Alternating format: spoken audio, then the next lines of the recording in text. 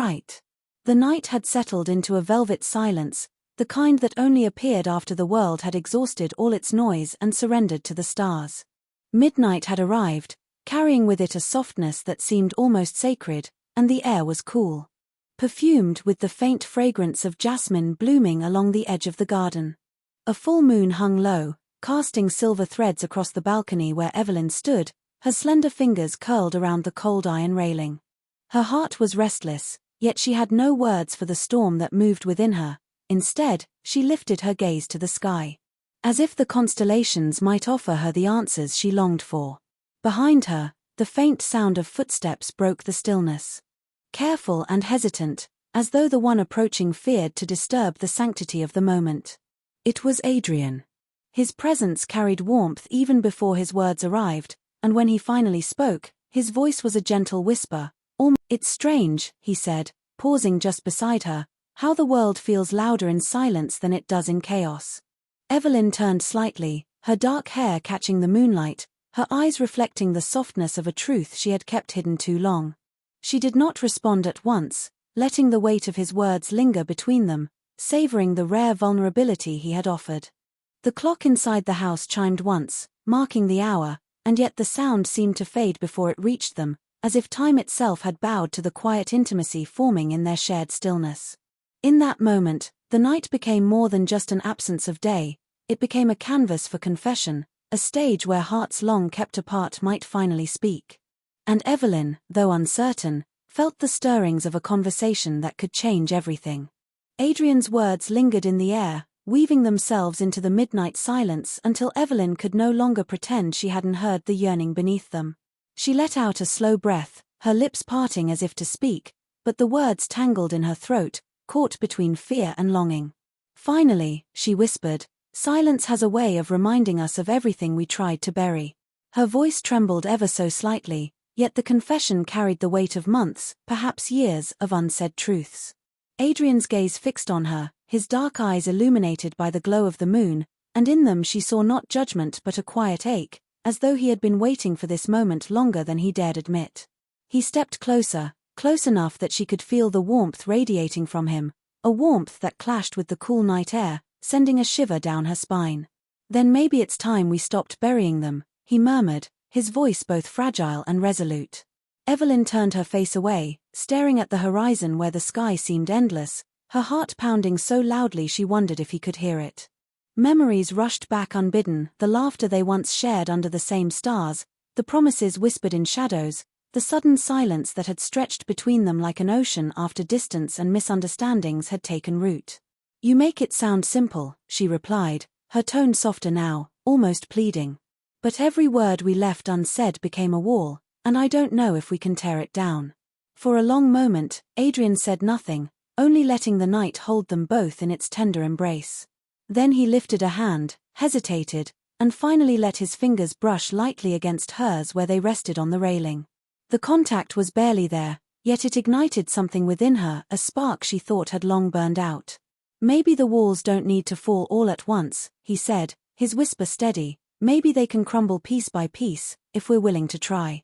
Evelyn closed her eyes, overwhelmed by the sincerity threading through his voice, and in that fragile instant, beneath the quiet blessing of the moon, she allowed herself to wonder if love, once thought lost to silence, could still be reborn in the language of midnight talks.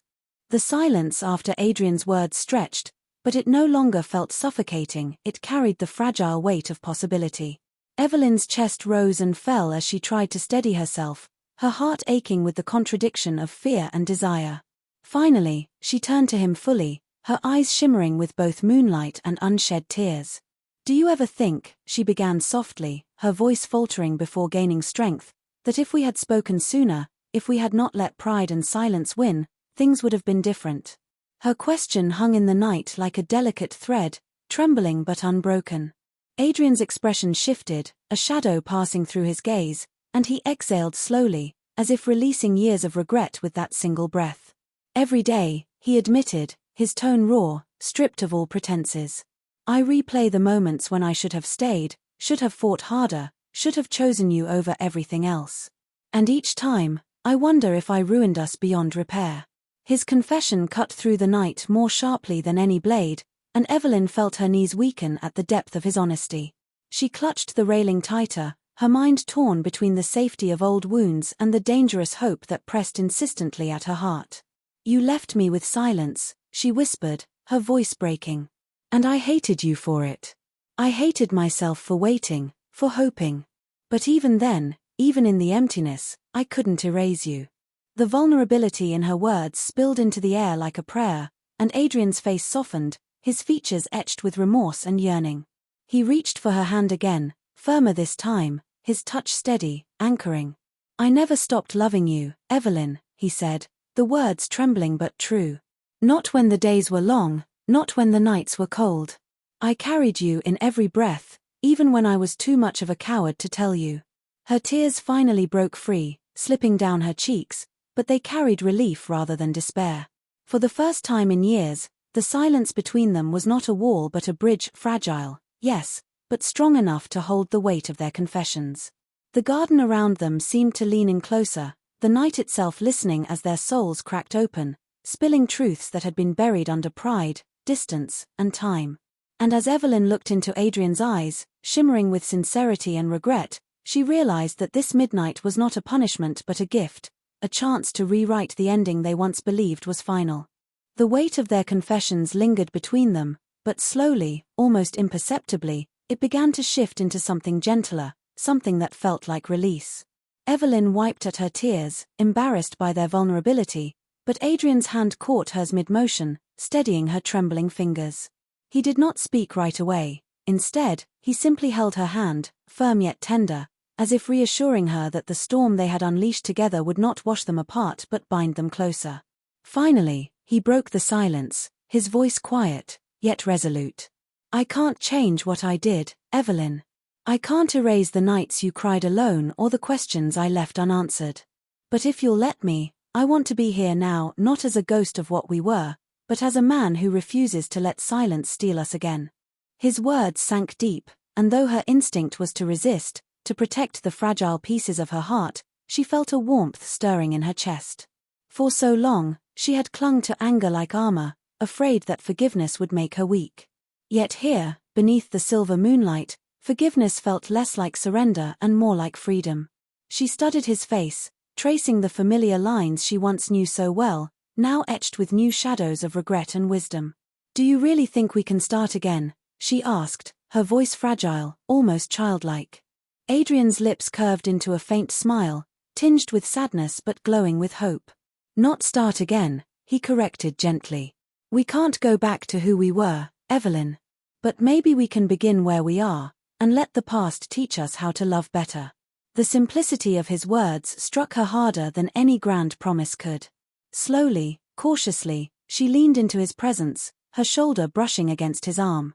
The contact felt like a homecoming, a reminder that even broken things could find beauty in being mended. Around them, the night deepened, wrapping their closeness in its quiet blessing. For the first time in years, Evelyn allowed herself to imagine a future not haunted by silence, but built on the courage to speak, to listen, and to love without fear.